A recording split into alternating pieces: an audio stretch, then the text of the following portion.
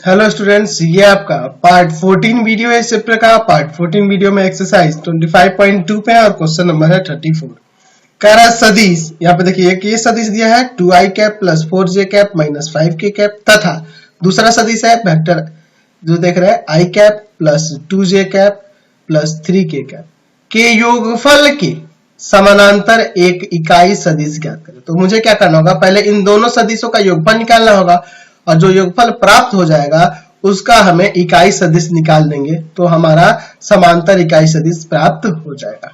ठीक है, तो इन दोनों के योगफल के समांतर एक इकाई सदिश निकालना है तो मुझे क्या करना होगा कि इन दोनों सदिशों का योगफल ज्ञात करेंगे और उस योगफल का इकाई सदिश हम लोग निकाल देंगे तो हमारा समांतर इकाई सदिश प्राप्त हो जाएगा।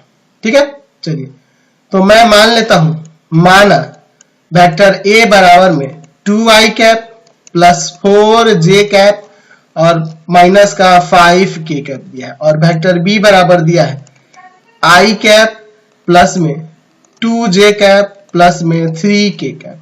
ठीक है, मैं यहाँ पे ये भी मान लेता हूं कि वेक्टर सी जो बराबर है vector A plus vector B के बराबर है। तो चलिए वेक्टर सी का मान निकालते हैं, इन दोनों का योग 2i cap plus 4j cap minus 5k cap और प्लस में वेक्टर बी का मान क्या है i cap plus 2j cap plus में 3k कैप। चलिए तो वेक्टर सी बराबर हमारा यहां से प्राप्त हो जाएगा आपका 3i कैप प्लस में 6j कैप माइनस का 2k कैप।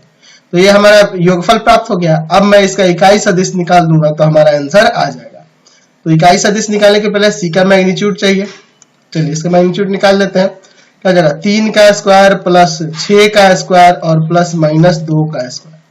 तो यहाँ 9 प्लस में 36 और प्लस में आपका 2 का स्क्वायर 4 हो जाएगा, माइनस 2 का स्क्वायर प्लस का 4। चलिए इसको जोड़ देते हैं तो 4 ये 40 और 9 कितना हो जाएगा आपका 49 हो जाएगा। तो रूट 49 यानी कि 7 आ गया। तो मैं अगर सी के यूनिट वेक्टर की बात करूं तो वह क्या हो जाएगा 1/मैग्नीट्यूड ऑफ सी इंटू में वेक्टर सी, यही ना होगा 1/7 और इंटू में वेक्टर सी का मान यहाँ पे है 3i cap plus 6j cap minus का 2k कैप। तो यह हमारा आ गया सदिश। समझ गए, इकाई सदिश जो हमें प्राप्त हुआ यही आपका समानांतर इकाई सदिश कहलाएगा उन दोनों सदिशों के योगफल के। ठीक है, चलिए अगला